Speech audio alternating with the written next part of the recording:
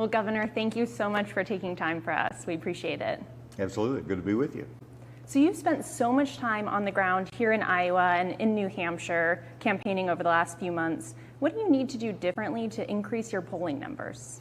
Well, we'll have to go up on TV. And so we're where we are in this race with our retail politics, and everybody else has spent tens of millions of dollars. So from that perspective, I think we've managed it well, our resources, because voters in Iowa and New Hampshire are not going to be deciding until after Thanksgiving, if then. They're late deciders in this race, and so we're planning the campaign for January 15th and leading up to that.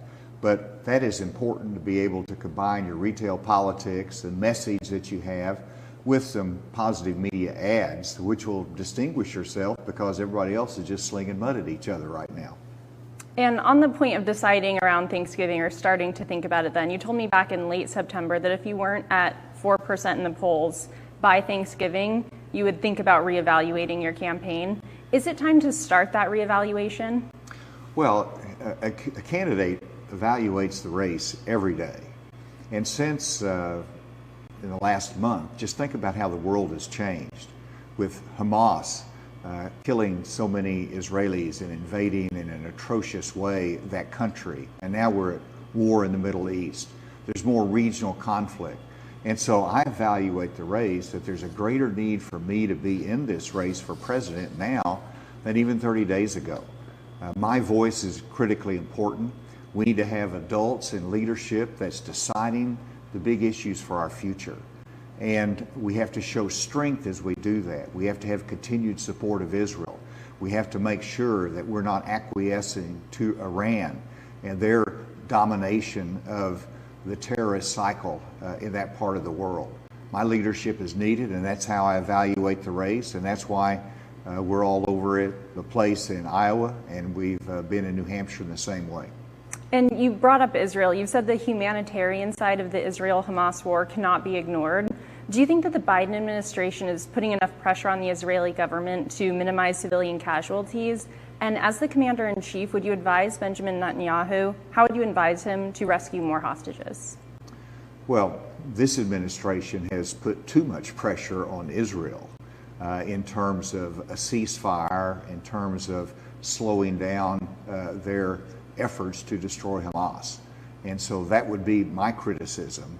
And this is where, when you're looking at the hostages, the United States has incredible interest and national security interest in engaging with Israel in destroying Hamas and rescuing all the hostages that we can. And so the only way to get them out safely is to go in there and put the pressure on Hamas and go after the Gaza and to make sure that they destroy the hideouts of those terrorists. That's what has to be done. On the humanitarian side, no one wants innocent civilians to be harmed. And that's important that we take steps, and we encourage Israel to take steps to minimize that. But I believe that they have done that, and they need to continue to do so. No one wants innocent civilians being used as shields by Hamas. We don't want our hostages held in abeyance. They need to release those, and that's the only circumstances that there should even be a discussion of a ceasefire, is after those hostages are released. Are you concerned, though, as this war rages on, that higher civilian casualties could breed more terrorism down the road?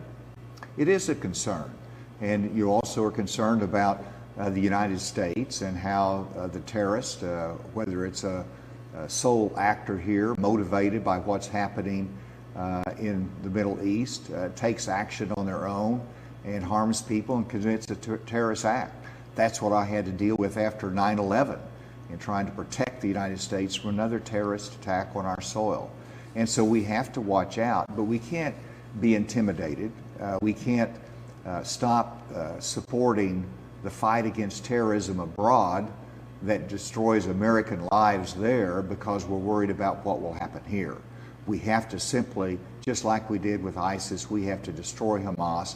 And sure, there's going to be after that an afterglow of anger and hatred toward the United States of America, but Hamas brought this on themselves. and we need to make sure that this does not happen again in the future. Shifting back to the GOP primary, you were on the first debate stage back in August, but you didn't qualify for the last two. What do you need to, we're already less than a month away now from the fourth debate in December, but polling and donor thresholds are higher than ever. How important is it for you to make that fourth debate stage, and how would missing it impact your campaign? Well, first of all, it's important as a campaign that has a limited budget that we put the money where we have the greatest amount of voter contact. And that money would be in spending it here in Iowa and New Hampshire where the primaries are coming up. So I don't want to get distracted by meeting artificial goals that the RNC set. Secondly, whenever you're looking at the debates, the audience has diminished as the number has diminished. And that should tell the RNC something. And now we've had 6 candidates drop out of the race. I call upon the RNC to open the debate up again. That puts you with fewer candidates you had on the first debate stage when you had the greatest audience. And so we've got a narrow field now in the race, put them on the debate stage because the American public needs to hear from the candidates without all the artificial restrictions and spending requirements the RNC wants to put. But what else will you do if you're not on that debate stage to get your message out? Well, I do it every day. I've gone to 19 cities this week here in Iowa. I'll be in New Hampshire next week. That's getting your message out. And when you go into a diner and you're talking to somebody who's struggling with making ends meet because of this terrible economy that Biden is putting us into, that's where you're having a policy discussion when they're asking you what you're going to do. So policy debate happens in the diners as well as on a debate stage in Miami or in Tuscaloosa, Alabama.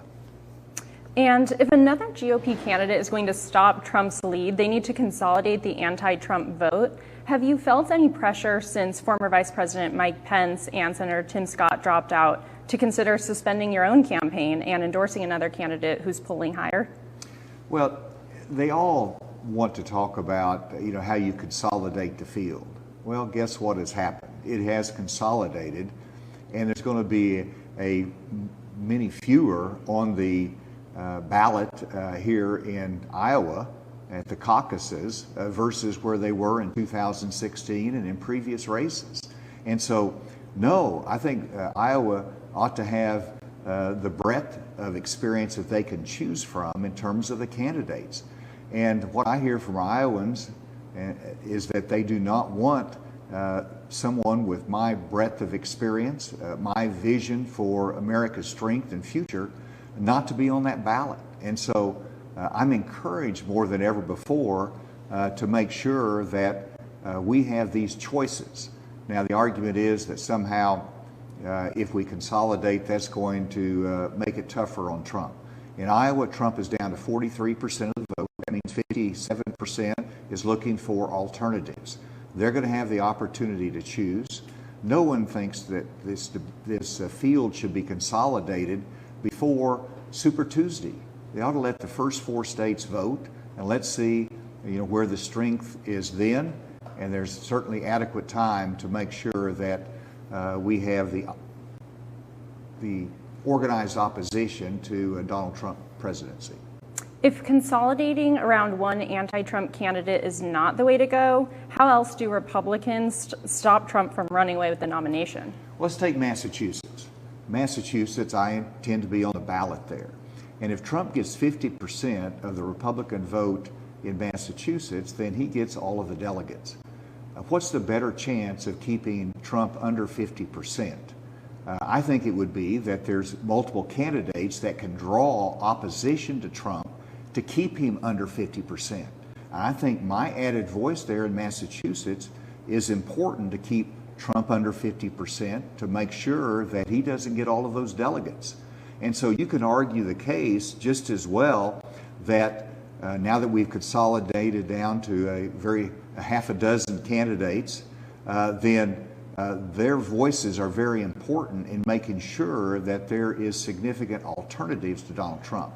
That's my view on it. And my voice is unique here in Iowa because I'm the only candidate campaigning here in Iowa that makes it clear that we have to go a different direction than Donald Trump. And that's added value to the voice I bring. But Donald Trump's popularity has actually started to increase amid his mounting legal battles. Do you think that that trend is going to continue heading into 2024? Well, I don't think so, but that's up to the voters to figure out. And you're right, nationwide, he has improved his numbers. They've been very consistent, around 60%. Here in Iowa, they're not that way. They're down to 43%. And so I see this dramatically changing after Iowa votes. I see this changing after the attention is drawn to all the challenges that our nominee could face with the continuing 4 different cases, plus the civil cases with the findings of sexual abuse in New York.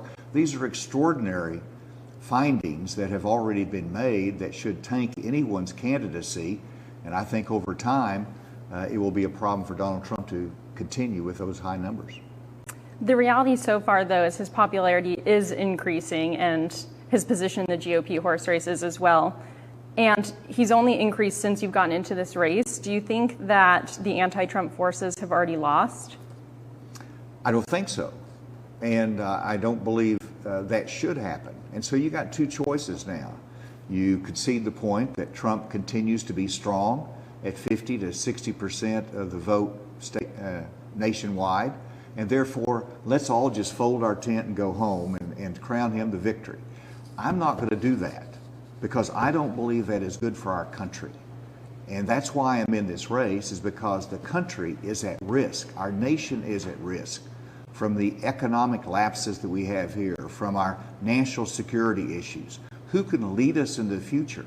I believe it takes someone with stability, someone with focus, somebody who's focusing on our country and not on getting retribution to their enemies. And so that's what's at stake for the United States of America.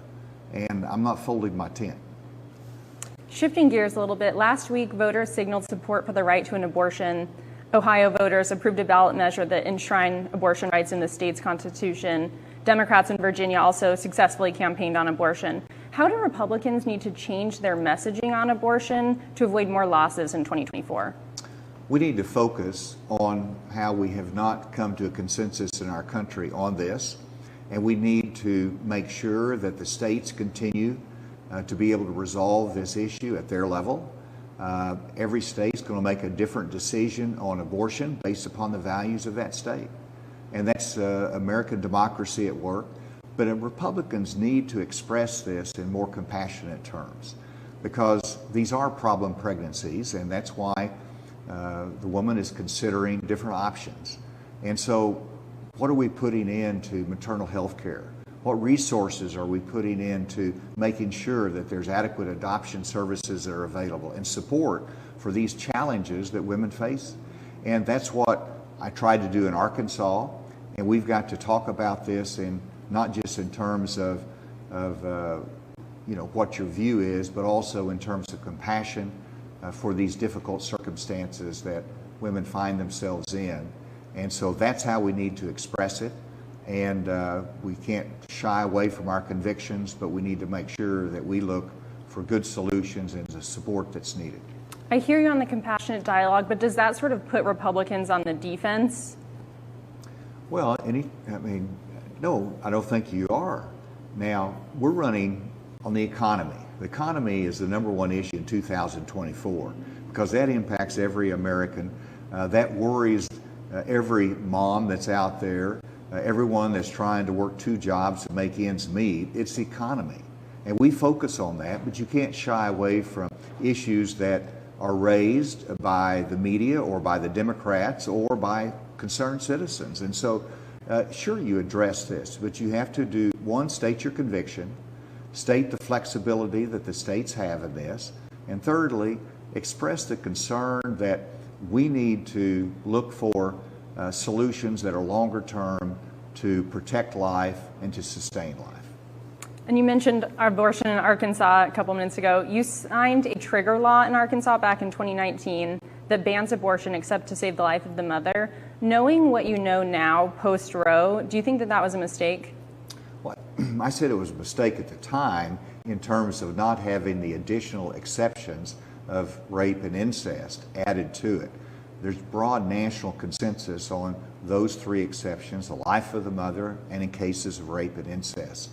And so, yes, I think that that should have been the case at the time. It wasn't, and I signed it because it was a pro-life bill that protected life, but I made it clear then that the better policy would be to have those two additional exceptions. But even with those exceptions, do laws like that make it harder for Republicans to win in states that are not as red? Well, that's a good question, but that's where we have to emphasize that this is the decision that Arkansas voters made through their elected representatives. New Hampshire is going to make a different call on this. Iowa will make a different call. Certainly Wisconsin, Ohio. They're going to determine their values and where they want to come down on this issue, and what happens in Arkansas is not going to impact what they do in Ohio, and the votes most recently have proven that. All of this is going to continue a debate, not just through the 2024 election cycle, but beyond that. And so we have to learn the right solutions, how we're going to resolve this in terms of what's the right limitation on abortion to save as many lives as we can, but also to have the right balance with giving as much freedom as we can in the decision making whenever the life of the mother is at risk and there's other unusual circumstances. And what's your reaction to Arkansas Governor Sarah Huckabee Sanders endorsing Trump for president? Well, it's to be expected. I mean, you respect anybody who is loyal to their former boss, who gave Sarah the first start in big national politics, and so she called me and explained it to me, and it's not a surprise to me.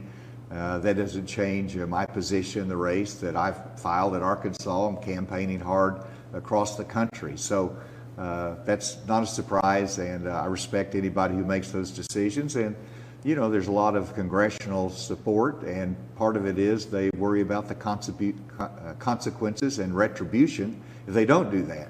And I understand that. So you aren't deterred from that in terms of the aggressiveness of your campaign. All right, Governor Asa Hutchinson, thank you so much for joining us. We appreciate it. Thank you. Good to be with you. Thanks for watching. Stay updated about breaking news and top stories on the NBC News app, or follow us on social media.